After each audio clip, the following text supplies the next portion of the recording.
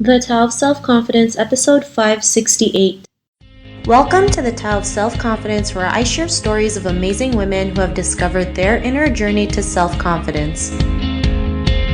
Visit our website at thetaoofselfconfidence.com. Your inner journey to self-confidence awaits.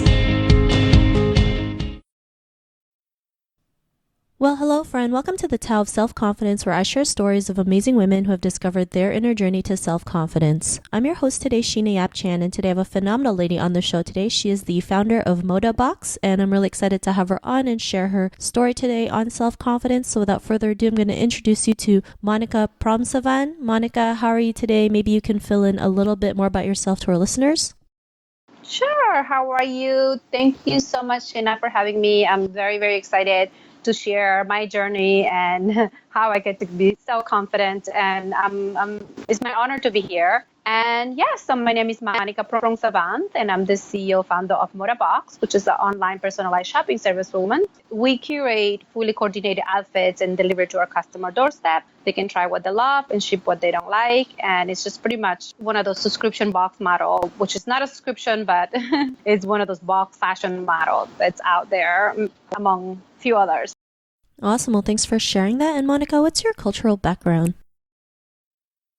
So my parents are from Laos, and they immigrated to Argentina in the late 70s, where I was born and raised. So back home, I'm more Laotian, and then at school, I'm a little bit more Latin America. Thanks for sharing that. And what would be your favorite self-confidence quote? There's always hope.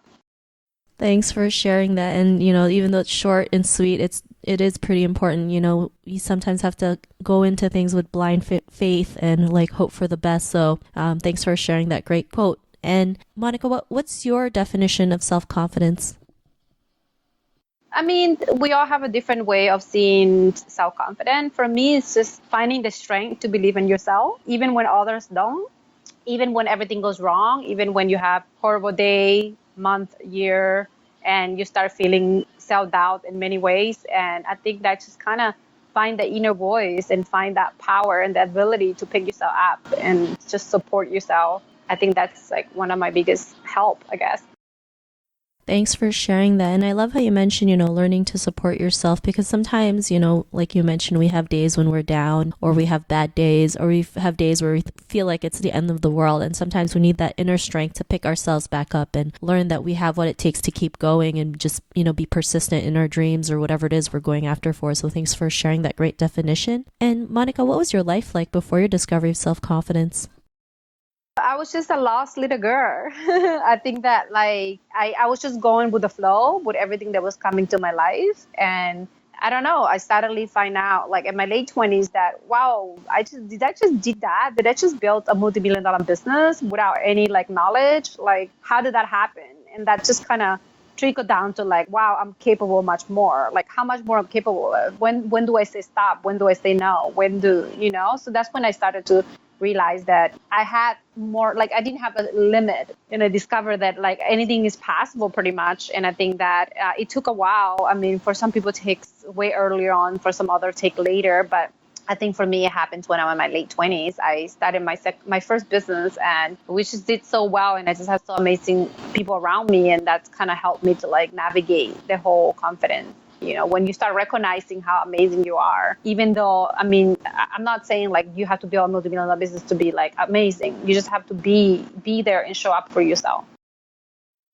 Thanks for sharing that. And I love how you mentioned, you started a business without any knowledge, right? Most people feel like they have to know every single thing before they start, not realizing we can just figure it out along the way, right? I mean, yes, there's bumpy roads. We're going to make a lot of mistakes. There's days where we feel like we might give up, but that's all part of the journey. And when you reach to that end goal, it's just the best feeling in the world. For you, starting a multi-million-dollar business with no knowledge, just that drive to go out there and just start it and, create this successful company. And because of that, what's your life been like now?